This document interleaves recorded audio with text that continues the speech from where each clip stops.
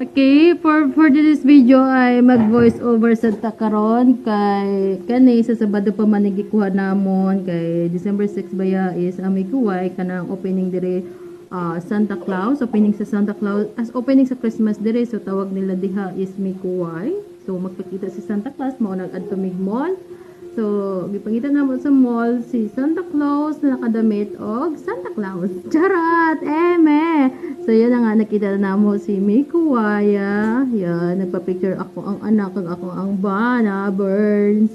Kana gitagaan pod mi og candy, duha ka buok, tapos si Aling Maliit is nahadlok pa diha sa kay Santa Claus. So kana adto mi kay gusto ipa high five pero dili man ang bata.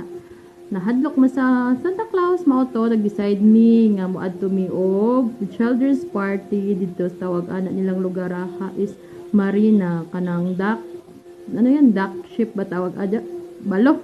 Basta ka mo na-adjust.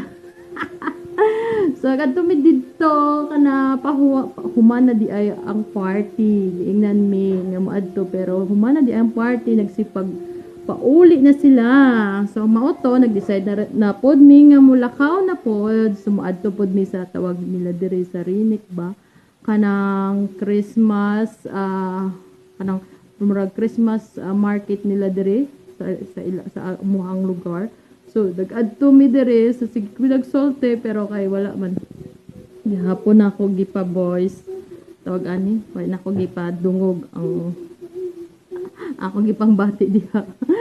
So, mao to daghang gwapo diri aning dapita kay nagluwa ang mga lalaki diri sa amuhang lugar. So, wala ko kabalo kung bayata pa sila or hindi pero bawal na ko ana eme.